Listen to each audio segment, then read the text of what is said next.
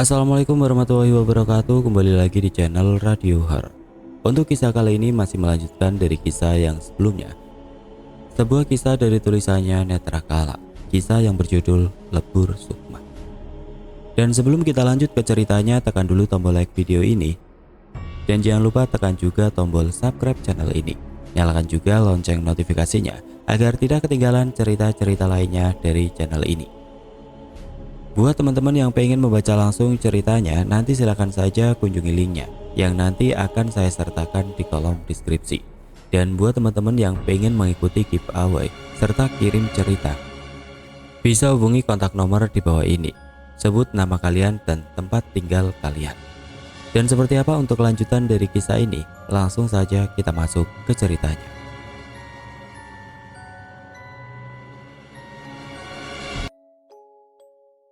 Hingga saat Dinda membuka salah satu kamar tamu, tubuhnya terhenti. Dinda melihat ayahnya sedang tertidur di samping Pak Hamdan dengan posisi terduduk. Perlahan ia masuk ke dalam kamar. Langkahnya ia pelankan, sebisa mungkin tidak membuat suara. Tujuannya hanya satu, memastikan kalau Pak Hamdan baik-baik saja.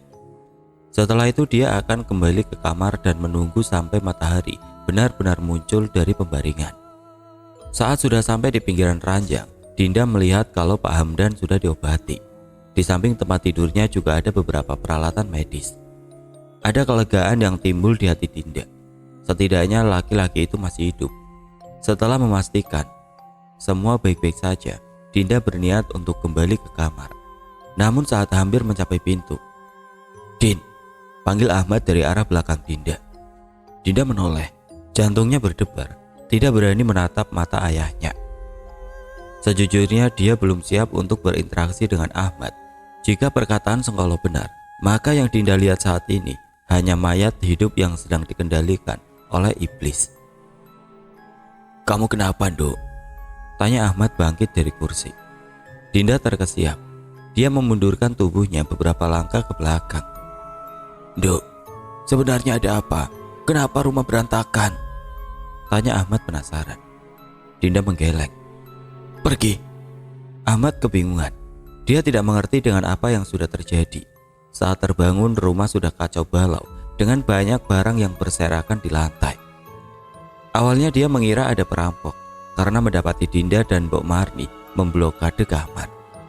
Bahkan saat dia memeriksa ruangan lain, justru malah menemukan Hamdan yang terkapar dengan banyak luka di tubuhnya. Ahmad terus melangkah mendekati Dinda, berharap anaknya mau memberikan penjelasan. Namun justru Dinda terlihat ketakutan dan terus melangkah mundur. Merasa jengkel dengan perilaku anaknya yang aneh, Ahmad menarik lengan Dinda dan langsung memeluknya dengan erat. Kaget dengan perlakuan Ahmad, Dinda memberontak dengan hebat.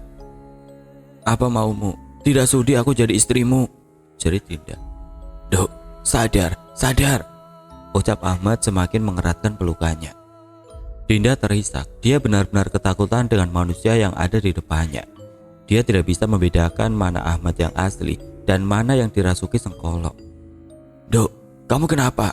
Ini ayah," ucap Ahmad sambil menangkupkan kedua tangannya ke pipi Dinda. Dinda terus memberontak, bahkan tenaganya jauh lebih kuat. Ahmad yang kebingungan dengan kelakuan anaknya mulai tidak bisa mengendalikan emosi. "Dok, ada apa?" teriak Ahmad kencang. Seketika Dinda berhenti, matanya menatap Ahmad lekat-lekat. "Benar ini ayah?" tanya Dinda memastikan. "Apa maksudmu? Tolong, jangan buat ayah bingung." Dinda tidak menjawab pertanyaan Ahmad. Di kepalanya masih banyak hal yang ingin ia ketahui. Kejadian semalam membuatnya sadar kalau Sengkolo memiliki tipu daya yang mematikan. "Sejak kapan ayah bisa berjalan?" tanya Dinda. "Ayah sendiri juga tidak tahu. Semalam saat terbangun, tiba-tiba saja kaki ayah sudah bisa digerakkan." Dinda tidak langsung percaya dengan ucapan ayahnya. "Buktikan kalau ini ayah," ucap Dinda mengeluarkan pisau lipatnya dan mengacungkan kepada Ahmad. Ahmad mengerjap, mundur beberapa langkah menjauhi Dinda. "Apa yang kamu lakukan, Dok?" tanya Ahmad kaget. Lama mereka berdua beradu pandang. "Tolong jelaskan apa yang sudah terjadi," pinta Ahmad. Dinda masih menodongkan pisaunya ke arah Ahmad. Dia punya alasan untuk tidak mempercayai siapapun saat ini. Beberapa malam ini, ayah dirasuki oleh Sengkolo. Ayah mengamuk, membuat rumah berantakan. Ayah yang membuat Pak Hamdan jadi seperti itu, kata Dinda parau sambil menunjuk ke arah Hamdan. Ahmad menggeleng. Dia tidak mengerti. Ingatan terakhir yang dia ingat saat mereka berempat masih berada di taman belakang ketika memanggil Ratmi. Apa yang sudah ayah lakukan dengan Pak Hamdan? Tanya Dinda lantang. Maksudmu? Kenapa Ratmi tidak menjaga ayah lagi? Apa yang sudah ayah lakukan bersama Hamdan? Tanya Dinda sekali lagi. Dia sudah tidak tahan untuk menyembunyikan ini semua dari Ahmad. Ahmad termenung. Tatapannya menjadi sendu. Dok, ayah tidak tahu kalau demit wanita itu ternyata menjaga ayah. Sekarang sudah tahu kan, kenapa Sengkolo bisa merasuki ayah? Karena kebodohan ayah sendiri dan orang itu, ucap Dinda dengan suara meninggi. Jadi, karena itu semalam kamu dan Mbok Marni mengurung diri di kamar? Tanya Ahmad. Dinda mengangguk. Matanya terus menatap Ahmad. Dia tidak tahu sampai kapan Sengkolo membiarkan ayahnya bisa bergerak bebas. Mbok Marni kemana? Tanya Ahmad setelah lama diam. Dinda menggeleng. Ayah tidak perlu tahu di mana Mbok Marni. Lebih baik sekarang ayah ke kamar, biar Dinda yang merawat Pak Hamdan. Jangan sampai melukai orang lain lagi. Ahmad ingin memberontak, tangannya terkepal kuat. Dia tahu kalau Dinda takut jika Sengkolo kembali menguasai tubuhnya. Tanpa menjawab, Ahmad langsung beranjak meninggalkan kamar. Dan Dinda terlonjak. Dia mendengar ada pintu yang dibanting dengan keras. Hatinya terasa perih. Dia tidak bermaksud membuat ayahnya sakit hati. Semilir angin menerpa wajah Dinda. Saat ini ia tengah duduk di taman belakang, ditemani sebatang rokok. Beberapa kali dia mengembuskan nafas bebarengan dengan asap putih yang keluar dari mulut dan hidungnya. Dinda sedang mempertimbangkan sesuatu. Malam Selasa Kliwon tinggal 3 hari lagi.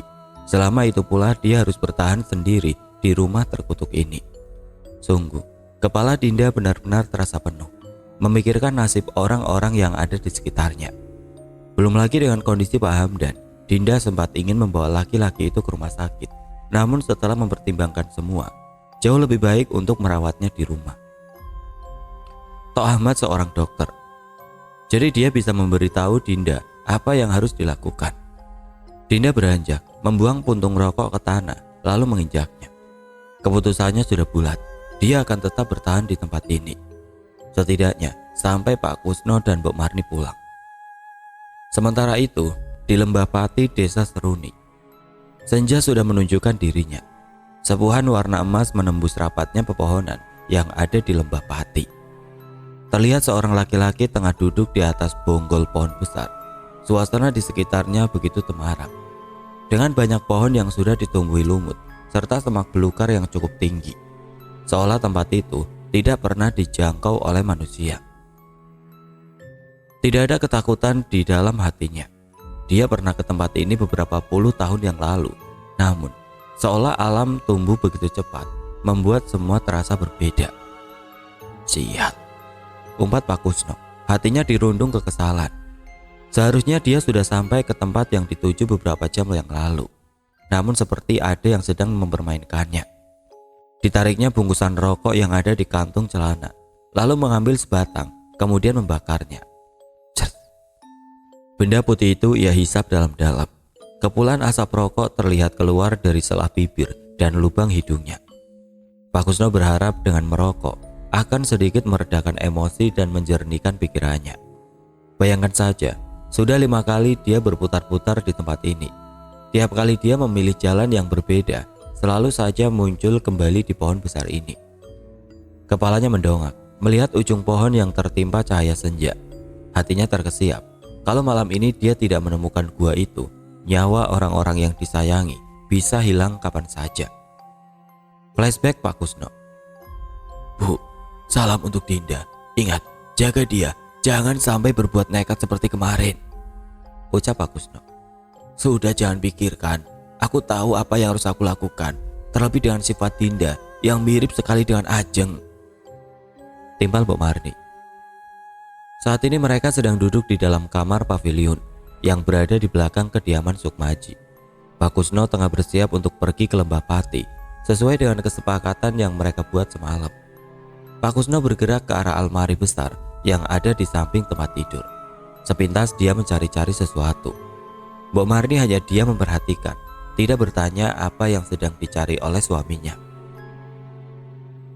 Aku tahu apa yang bisa dilakukan oleh Sengkolo.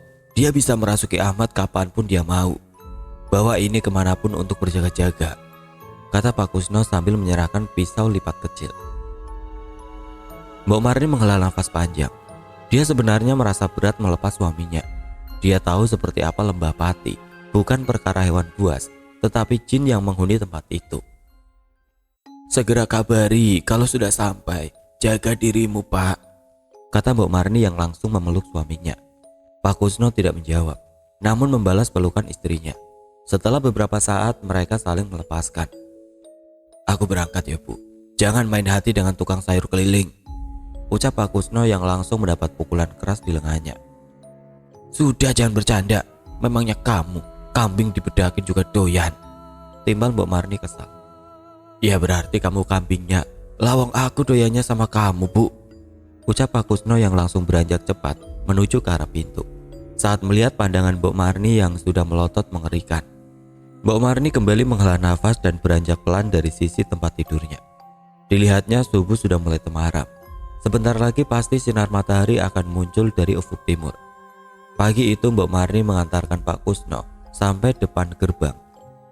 Saat punggung suaminya sudah tidak nampak, baru dia melangkah pergi menuju pasar untuk membeli kebutuhan harian untuk beberapa hari ke depan. Setelah keluar dari kediaman Sukmaji, Pak Kusno berjalan sedikit cepat. Entah kenapa, sedari tadi dia merasa diperhatikan oleh seseorang.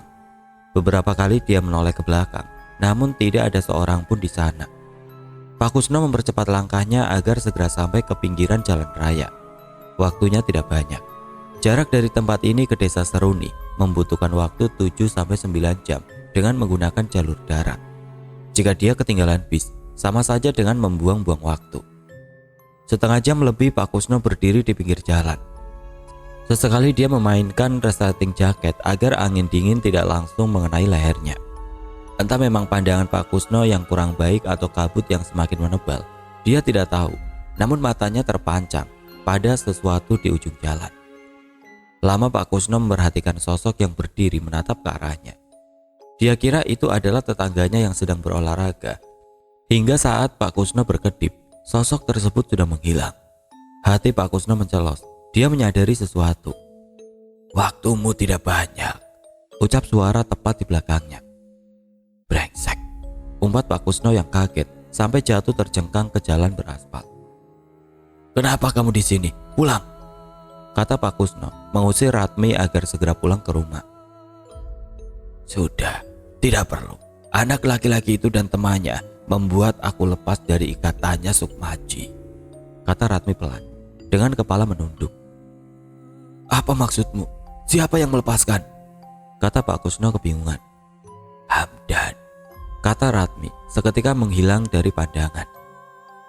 Pak Kusno mengumpat, bagaimana mungkin anak goblok itu bisa berbuat demikian? Kenapa dia sok tahu dan menghilangkan Ratmi dari ikatan keluarga Sukmaji? Semua sudah terjawab sekarang. Kenapa Sengkolo bisa merasuki tubuh Ahmad? Sejenak Pak Kusno ingin kembali ke rumah karena dia tahu tanpa keberadaan Ratmi, Sengkolo bisa dengan bebas keluar masuk dari tempat persembunyiannya. Namun setelah dipikir berulang kali, jauh lebih penting untuk mengakhiri semua ini secepatnya.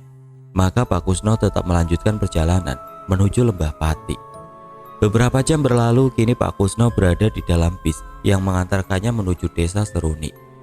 Tidak banyak yang ia lakukan, hanya sesekali mengisi perut dengan roti dan pergi ke kamar mandi. Hatinya masih tidak tenang.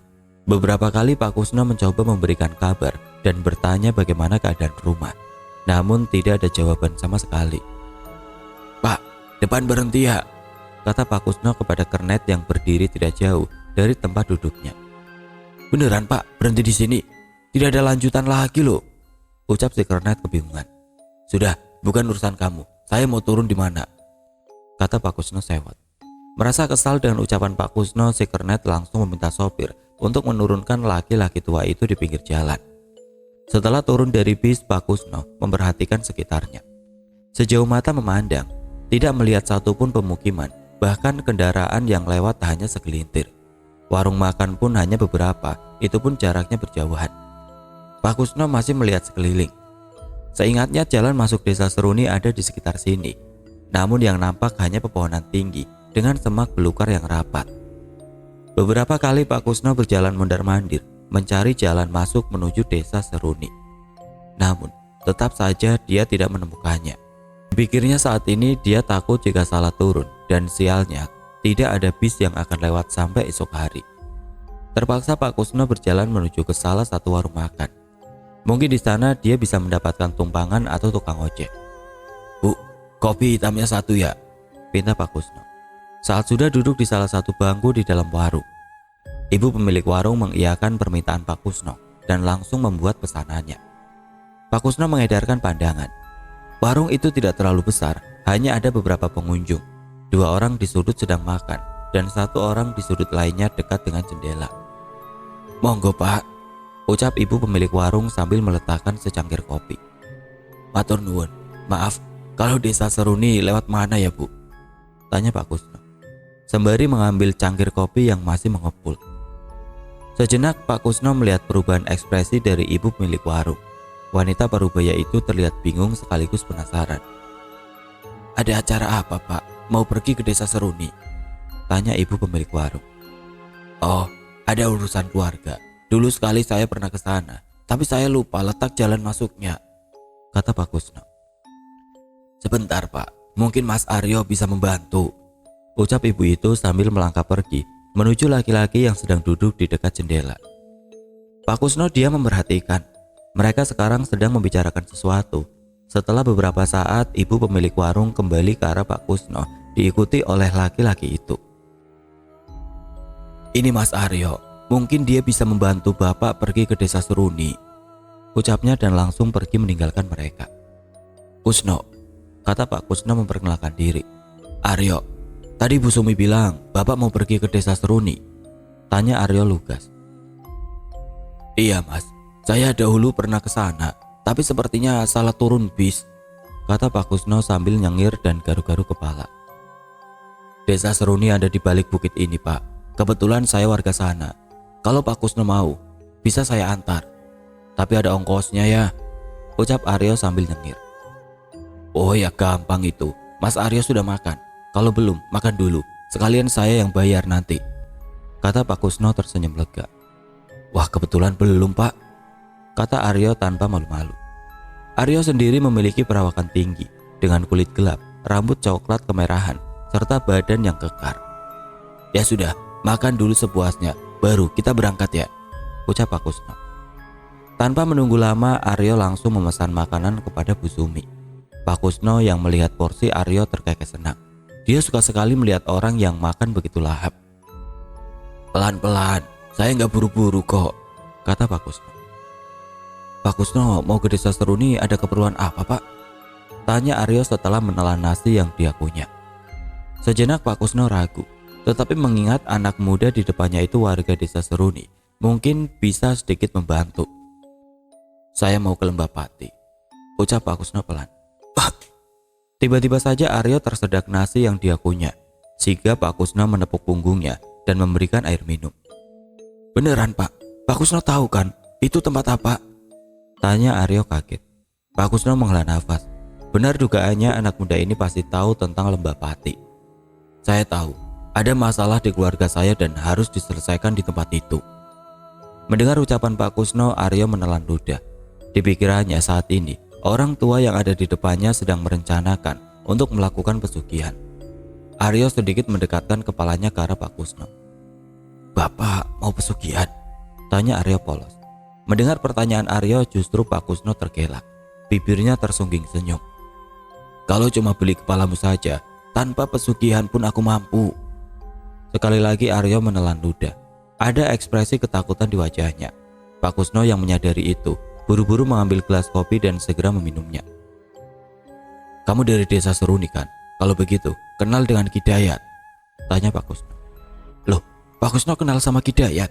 Dia kakek saya," kata Aryo sembari membakar rokok. Kamu cucunya Dayat? Wah, kok bisa kebetulan begini? Ya udah, kapan kita bisa berangkat? Tanya Pak Kusno bersemangat. Sungguh di luar dugaan ada banyak orang yang bisa saja dimintai bantuan. Justru cucu Dayat sendiri yang datang kepadanya. Ini benar jalan ke desa Seruni? Tanya Pak Kusno sedikit keras. Tubuhnya bergoncang karena jalan bebatuan yang tidak rata. Benar Pak, jalannya tinggal ini, sebentar lagi sampai kok, ucap Aryo menambah laju kecepatan motornya. Benar saja 10 menit kemudian Pak Kusno melihat sebuah gapura kayu sederhana dengan tulisan Desa Seruni. Motor terus melaju, menembus jalanan desa yang sudah sepi. Hari sudah mulai gelap. Kumandang azan maghrib juga sayup terdengar, hingga Aryo membelokkan sepeda motornya masuk ke dalam pekarangan rumah. Aryo langsung saja memarkirkan sepeda motornya dan beranjak menuju ke arah pintu depan. Sedang Pak Kusno masih berdiri di pekarangan, memperhatikan sekeliling. Tempat ini tidak banyak berubah. 20 tahun berselang hanya ada beberapa rumah baru. Assalamualaikum Mbah. Salam Aryo sambil mengetuk pintu rumah berulang kali. Cukup lama mereka menunggu hingga seorang yang sudah berumur muncul dari balik pintu rumah. Waalaikumsalam. Loh, surup-surup kok malah pulang? Ucap Hidayat. Maaf Mbah, itu ada tamu, ucap Aryo sambil menunjuk ke arah Pak Kusno. Sejenak Hidayat memperhatikan, menyipitkan matanya, mencari tahu siapa gerangan tamu yang dimaksud oleh cucunya. Lupa ya, ucap Pak Kusno, berjalan maju agar wajahnya lebih terlihat jelas. Walah, kampret, aku kira siapa? Ucap Hidayat yang langsung memeluk Pak Kusno erat. Sudah, ayo, masuk dulu, lanjut Hidayat. Pak Kusno menurut dan langsung masuk ke dalam rumah. Sekilas dia melihat tempat itu tidak banyak yang berubah. Sama seperti saat terakhir dirinya berkunjung bersama Sukmaji. Dayat, salah satu orang yang waktu itu membantu mereka di Lembah Pati. Dahulu bapaknya Dayat merupakan sesepuh dari desa Seruni. Mungkin saat ini dialah yang menggantikan orang tuanya. Sudah diminum dulu, seadanya ya, kata Hidayat setelah mereka selesai melakukan ibadah. Di hadapan mereka tersaji suguhan sederhana, ada kopi hitam dan singkong goreng. Melihat hidangan yang disuguhkan, Pak Kusno menelan ludah. Dia suka sekali dengan singkong goreng, apalagi buatan istrinya. Sudah tahu saja kesukaanku, kakek Pak Kusno yang langsung menyambar singkong goreng di atas piring seng dan langsung memasukkannya ke dalam mulut. Ah, panas, ucap Pak Kusno tidak jelas. Mulutnya mengecap dengan cepat, tidak menyadari kalau singkong tersebut baru saja ditiriskan dari penggorengannya. Aryo yang ada di samping Hidayat seketika menahan tawa. Oh, malah atraksi, kus, kakek Hidayat. Tidak tahu ya, jawab Pak Kusno. Hidayat menggeleng. Sekarang aku mau bertanya, apa keperluanmu datang ke tempat ini? Tanya Hidayat. Pak Kusno tidak langsung menjawab. Dia mengambil sebatang rokok kemudian membakarnya. Dihisapnya dalam-dalam benda putih itu. Lembah Pati, aku mau pergi ke sana, kata Pak Kusno sambil mengembuskan asap putih dari mulutnya. Lembah Pati, buat apa? Tanya Hidayat keheranan. Sedang Aryo yang ada di samping mereka hanya menonton, tidak berani berkomentar sama sekali.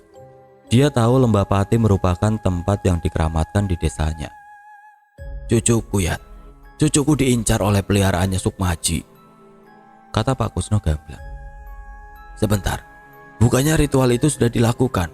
Kenapa bisa demitnya Sukmaji mengincar cucumu? Kata Hidayat kebingungan.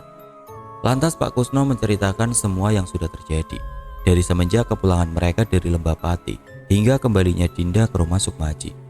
Selesai bercerita, Hidayat hanya menghela nafas panjang. Dia tahu seperti apa lelaku yang sudah dilakukan oleh keluarga Sukmaji.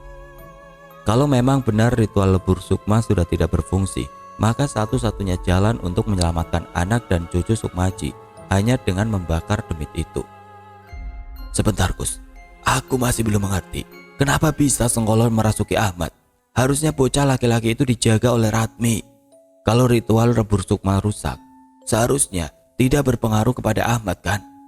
Tanya Hidayat penasaran. Karena ada yang menghilangkan ikatan Ratmi dengan Ahmad. Aku juga baru tahu tadi pagi, kata Pak Kusno yang langsung menceritakan kejadian yang dia alami sewaktu akan pergi ke tempat ini. Goblok amat. Tapi aku tidak membolehkanmu pergi ke Lembah Pati malam ini, ucap Hidayat. Pak Kusno terkesiap. Dia kaget dengan ucapan temannya itu. Kenapa? Semua ada waktunya, Kus. Aku masih ingat persembahannya keluarga Sukmaji dilakukan pada hari Selasa Kliwon. Percuma berangkat malam ini, kata Hidayat. Waktunya sudah mepet, Yat. Kalau aku tidak segera tahu cara membakar demit itu, tidak hanya cucuku, istriku juga bisa mati dimakan demit itu, kata Pak Kusno sedikit kesal. Sejenak mereka saling pandang. Hidayat mengerti akan kegelisahan Pak Kusno, tapi dia sendiri juga tidak bisa membiarkan temannya itu masuk ke Lembah Pati saat ini juga. Dia punya alasan sendiri untuk melakukan itu. Tanpa berkata apa-apa, Hidayat bangkit dan masuk ke dalam rumah. Sedang Pak Kusno terlihat beberapa kali menghela nafas dalam-dalam. Rasanya sudah lama dia meninggalkan rumah. Beberapa kali dia mengecek handphonenya, tapi tidak ada kabar sama sekali. Sabar ya, Pak, kata Aryo saat melihat kegelisahan yang ada di wajah Pak Kusno. Pak Kusno tersenyum. Ya, beginilah hidup. Jaga simbahmu ya. Aryo menanggapi Pak Kusno dengan tersenyum. Tidak ada perbincangan lagi. Aryo merasa tidak enak jika harus mengganggu teman kakeknya lebih jauh. Cukup lama mereka menunggu dalam diam. Dan akhirnya Hidayat keluar. Nampak mukanya sedikit pucat dan berkeringat. Besok kamu bisa pergi ke Lembah Pati, tapi aku tidak bisa mengantarkan. Cari goa yang ada sendangnya. Di sana kamu akan tahu bagaimana cara membakar demit itu, kata Hidayat lantang. Terima kasih. Malam ini aku izin tidur di sini ya, kata Pak Kusno. Tidak boleh, jawab Hidayat singkat. Pak Kusno kaget. Dia kira temannya itu mau memberinya tumpangan untuk tidur. Pak Kusno sudah mau beranjak pergi. Ya sudah, tak cari masjid, kata Pak Kusno merajuk. Bercanda, sudah tua kok ngambekan, kata Hidayat tertawa terbahak. Sedang Pak Kusno sudah mau mengambil singkong dan menjejalkannya ke mulut Dayat. Namun ia urungkan jauh lebih baik dia makan sendiri ketimbang menyerahkan makanan favoritnya ke orang lain. Selepas mereka selesai mengobrol, Hidayat meminta Aryo untuk mengantarkan Pak Kusno ke dalam kamar untuk beristirahat. Pagi sudah menjelang. Suara kokok ayam terdengar saling bersahutan. Kus, bangun, sudah subuh, ibadah dulu baru pergi sana, kata Hidayat mencoba membangunkan Pak Kusno yang tidur seperti orang mati. Sebentar toh Bu, Bapak masih ngantuk ini, kata Pak Kusno tidak jelas. Hidayat terkekeh, timbul rasa ingin mengerjai teman lamanya itu. Eyalah, malah seperti bayi tua, ucap Hidayat sembari mendorong punggung Pak Kusno dengan kakinya. Brak, aduh, erang Pak Kusno saat tubuhnya terjatuh ke lantai. Kenapa toh? Kata Pak Kusno jengkel sambil mencoba berdiri. Wes subuh, katanya mau ke Lembah Pati, kata Hidayat langsung keluar kamar. Orang gila, bangunin dengan cara halus kan juga bisa, gerutu Pak Kusno sambil memegangi pantatnya yang nyeri. Makanya kalau dibangunin secara halus, jangan malah seperti bayi tua, timbal Hidayat saat mendengar gerutuan Pak Kusno. Setelah semua persiapan selesai, Pak Kusno dan Hidayat duduk di amben ruang tamu. 2 gelas kopi tersaji di depan mereka. Aryo, kemana? Sudah berangkat ke pasar. Maaf, aku tidak bisa mengantar. Masih hafal kan jalan menuju ke Lembah Pati? Tanya Hidayat. Tidak apa-apa, yang penting doanya. Kalau ada apa-apa denganku, tolong kabari istriku, kata Pak Kusno sambil menyerahkan secari kertas bertuliskan nomor handphone milik Bob Harni. Ingat ya Kus, kamu harus sampai di goa itu sebelum malam. Kalau lebih dari waktunya, dedemit yang ada di hutan itu akan mengincar dirimu, kata Hidayat serius. Pak Kusno mengangguk. Dia tahu konsekuensi yang akan dilakukannya. Aku pamit dulu, terima kasih suguhannya, kata Pak Kusno yang langsung beranjak keluar rumah. Ia segera berjalan menembus kabut pagi. Arahan dari Hidayat sudah jelas, berjalan sampai ujung kampung dan ikuti jalan setapak berbatu. Setelah menemukan pohon bambu kembar, ikuti arah menuju sungai. Dalam perjalanan Pak Kusno tidak bertemu satupun warga. Dirinya merasa aneh, tidak mungkin desa Seruni sesepi ini. Namun pikiran itu dia tepis dan terus saja melangkah ke depan. Saat sudah sampai di ujung desa, tidak sulit menemukan jalan setapak yang dimaksud oleh Dayat. Baru saat dia memasuki hutan, suasana sedikit berubah. Meski dalam keremangan subuh, dia merasa seperti banyak pasang mata yang memperhatikannya.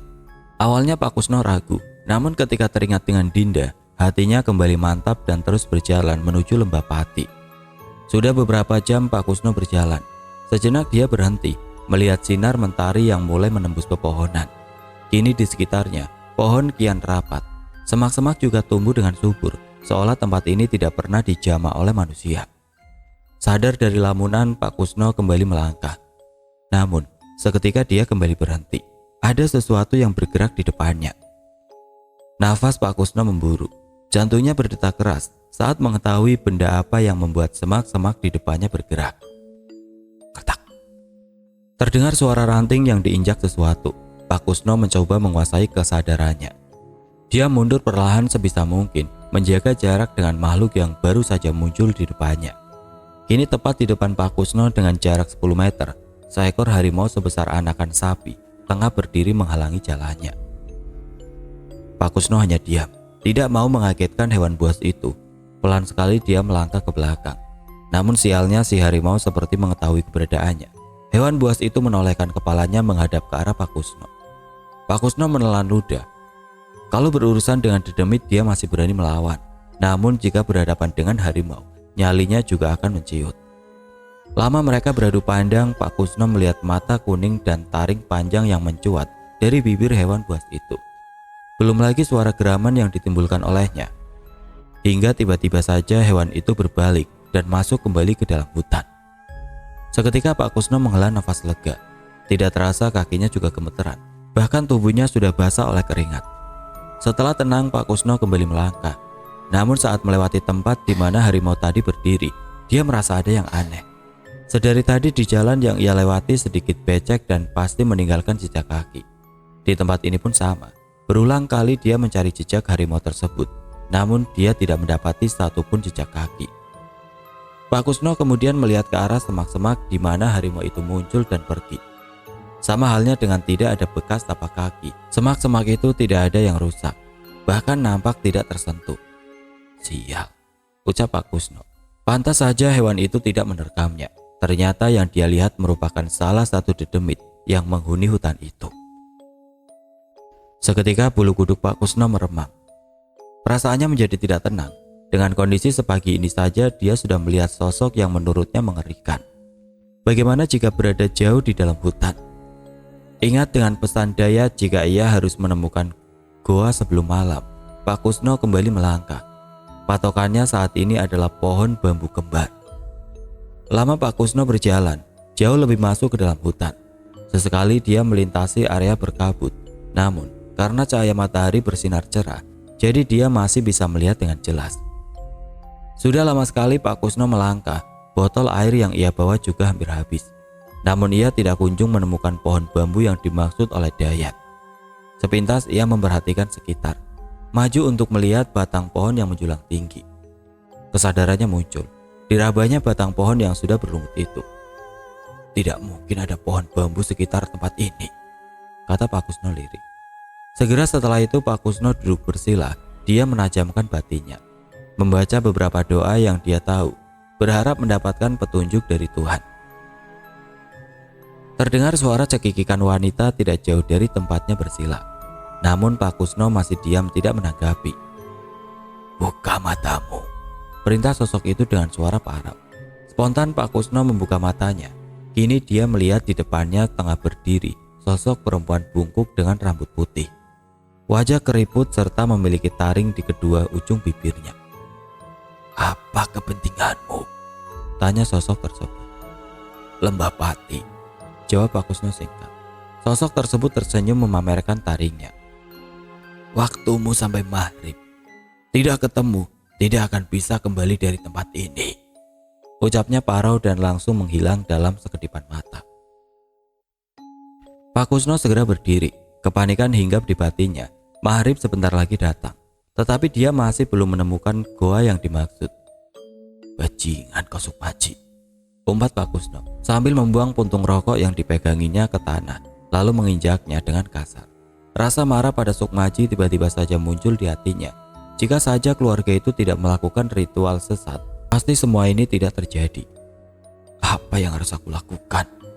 Geram Pak Kusno sambil mengusap wajahnya. Dia tidak peduli dengan nyawanya, tapi bagaimana dengan Dinda? Tidak mungkin dia menyerahkan darah dagingnya sendiri kepada demit yang derajatnya tidak lebih tinggi dari manusia. Terdengar suara cekikikan, seolah sedang menertawakan kemarahan Pak Kusno. Mendengar itu, ia menoleh ke arah sumber suara. Amarahnya kembali bangkit. Diambilnya kerikil yang ada di bawah kakinya, kemudian dia lempar ke semak-semak tidak jauh dari tempatnya berdiri. Keluar, ucapnya keras. Namun tidak ada yang keluar. Bahkan suara erangan pun tidak ada. Cukup lama Pak Kusno memandangi semak-semak itu. Merasa dedemit yang mengganggunya sudah pergi. Dia memutuskan untuk kembali berjalan. Kali ini di setiap langkahnya ia selingi dengan zikir, berharap tidak ada gangguan yang menghambat perjalanannya lagi. Kus, ucap suara tepat di belakangnya. Pak Kusno tidak menggubris. Dia tetap berjalan ke arah depan. Kusno. Sekali lagi suara itu memanggil namanya. Kusno. Untuk ketiga kalinya suara itu muncul, jauh lebih keras daripada sebelumnya. Merasa dipermainkan, Pak Kusno menolehkan kepalanya ke belakang, berniat melempar apapun ke arah dedemit yang mengganggunya. Namun sekali lagi dia tidak mendapati seorang pun di sana. Justru setelah itu, muncul suara-suara lain yang berdengung kencang di telinga laki-laki tua itu. Kepala Pak Kusno mulai terasa pusing. Semua suara itu bercampur menjadi satu. Ada yang mengarahkannya ke arah selatan, utara, barat, dan timur. Bahkan ada juga yang terus memanggil namanya dan meminta untuk pulang.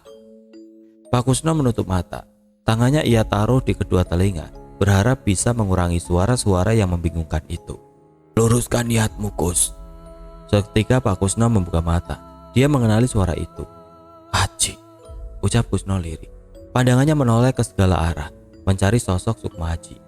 Akan tetapi keadaannya masih tetap sama. Tidak ada siapapun di sana, kecuali dirinya dan rimbunan pohon. Pak Kusno menghela nafas. Dia benar-benar sedang dipermainkan oleh penghuni alas ini. Belum sempat dia berpikir lebih jauh, muncul suara lain tepat di sisi kanannya.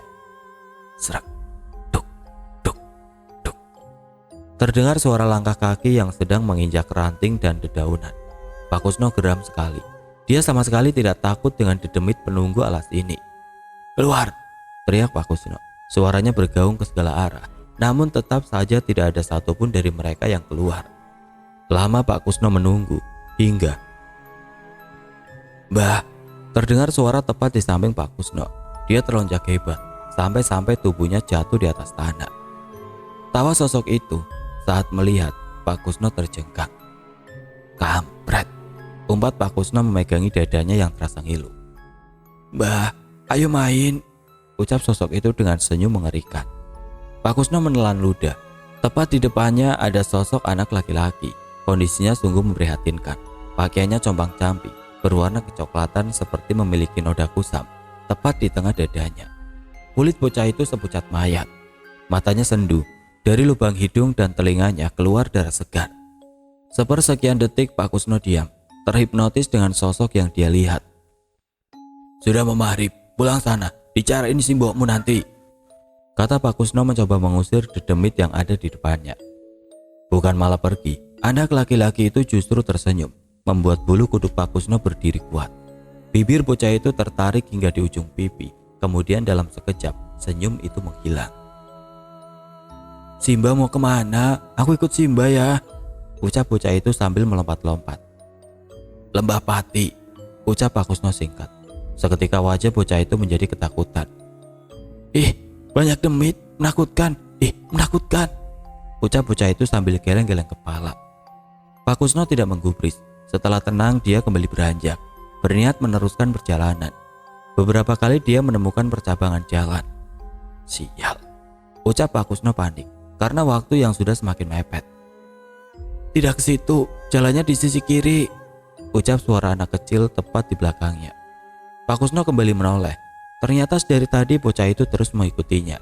Namun karena suara langkahnya tidak menimbulkan suara, jadi Pak Kusno tidak mengetahui hal tersebut. Tidak menanggapi arahan bocah itu, justru Pak Kusno memilih arah kanan. Dia berpikir bahwa dedemit itu sedang mengelabuinya. Semakin lama berjalan masuk ke dalam semak-semak yang rimbun. Bahkan dia hampir kesulitan berjalan menembusnya. Dikasih tahu ngeyel, Mbah. Ucap sosok anak laki-laki dari arah pohon tidak jauh dari tempat Pak Kusno berdiri. Apa maumu? Tanya Pak Kusno yang sudah mulai jengah sambil melihat ke arah sosok bocah yang mengintip malu-malu dari balik batang pohon. Tidak menjawab, bocah itu menggelengkan kepalanya dan tertawa cekikikan.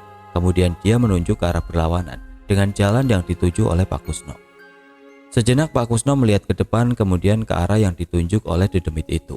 Memang benar, semak di depannya semakin rimbun. Tidak mungkin dia bisa melewati jalan itu. Memantapkan hati, Pak Kusno melangkah mengikuti arah yang dituju oleh anak laki-laki itu. Jika memang itu tipu muslihat, dia sudah pasrah sepenuhnya kepada Tuhan. 10 menit berjalan, Pak Kusno masih melalui semak-semak yang rimbun. Ya, setidaknya ada yang menemaniku, batin Pak Kusno saat menyadari kalau demit bocah itu masih mengikutinya. Dedemitnya dibakar, anaknya selamat. Dedemitnya dibakar, anaknya selamat. Ucap bocah itu berulang. Pak Kusno mencoba mendengar apa yang diucapkan bocah itu. Saat sudah mendengar dengan jelas, dia semakin mempercepat langkahnya. Ia tahu maksud dari kalimat yang diucapkan oleh dedemit itu. Tepat saat dia keluar dari rimbunan semak, hatinya terlonjak bahagia. Beberapa puluh meter di depannya dia melihat pohon bambu kembar. Nah, itu tempatnya, tanya Pak Kusno kepada sosok bocah itu. Si bocah mengangguk, namun ekspresinya terlihat ketakutan. Perasaan Pak Kusno mengatakan ada sesuatu yang berbahaya di depan sana. Ular besar. Shh. Ucap bocah itu sambil mendesis-desiskan lidahnya yang penuh dengan darah. Ya wes, pulang sana. Terima kasih sudah menemani, ucap Pak Kusno. Namun alangkah kagetnya dia, tiba-tiba saja bocah itu bergerak dan memeluk kakinya. Seketika Pak Kusno merasakan ada sensasi dingin yang menempel di area tubuh bawahnya. Setelah beberapa saat, demit itu melepaskan pelukannya dan mundur satu langkah. Kemudian tangannya terangkat, melambai-lambai meminta Pak Kusno untuk membungkuk. Aku tidak bisa pulang, ucap bocah itu lirih tepat di telinga Pak Kusno. Tanpa tahu apa yang terjadi, seketika pandangannya mengabur. Rasa mual yang hebat muncul di dasar perutnya. Saking tidak tahan dengan rasa sakit yang timbul, Pak Kusno sampai harus menutup mata dan menggelengkan kepala. Lambat laun rasa mual mulai menghilang. Perlahan Pak Kusno membuka matanya. Namun betapa terkejutnya dia, saat ini dirinya tengah berdiri di pintu masuk sebuah gua. Diarahkan pandangannya ke segala sisi, mencoba memastikan kalau tempat ini adalah gua yang dia cari. Benar saja, tepat beberapa meter di depannya, Pak Kusno melihat ada sebuah batu besar berbentuk memanjang. Pak Kusno melangkah mendekat. Gua ini dulu yang pernah disambangi dengan Sukmaji. Dia masih ingat dengan batu memanjang itu, seolah seperti sebuah altar pemujaan. Gua itu tidak terlalu besar, mungkin ukuran hanya 5 kali 7 meter. Suasana di tempat itu sangat lembab. Bau amis dan kotoran kelelawar bercampur menjadi satu. Pak Kusno berjalan lebih mendekat lagi. Saat melihat di atas batu, tubuhnya sedikit menegak. Ada sesajen di sana. Seketika kepalanya menoleh ke segala arah, mencari manusia yang mungkin ada di tempat itu. Karena tidak mendapati siapapun, kembali Pak Kusno mendekati sesajen. Badannya ia bungkukkan dan mengamati. Ada bunga-bunga di atas tampa, dupa, kemenyan, kopi hitam, cawan berisi cairan hitam kental, serta kepala kerbau. Hati Pak Kusno mencelos. Dia tahu fungsi dari sesajen itu. Ketika Pak Kusno akan mencari tahu lebih banyak, terdengar suara percakapan dari arah luar. Sontak dia memalingkan kepala. Takut jika orang itu mengetahui keberadaannya, ia segera bersembunyi di bagian sisi gua yang gelap. Setelah beberapa saat, Pak Kusno melihat ada beberapa orang masuk ke dalam. Seorang pria dan wanita menggandeng satu orang anak kecil. Mata Pak Kusno membulat, jantungnya berdebar kencang. Tidak mungkin, ucap Pak Kusno sambil mencubit pipinya. Namun tidak ada rasa sakit yang muncul, kesadaran merasuki batinnya. Saat ini, dia sedang tidak berada di dimensi manusia. Oke teman-teman, sampai di sini dulu ceritanya. Nantikan kelanjutan kisah ini di video berikutnya. Agar tidak ketinggalan, klik tombol subscribe channel ini dan nyalakan lonceng notifikasinya. Wassalamualaikum warahmatullahi wabarakatuh.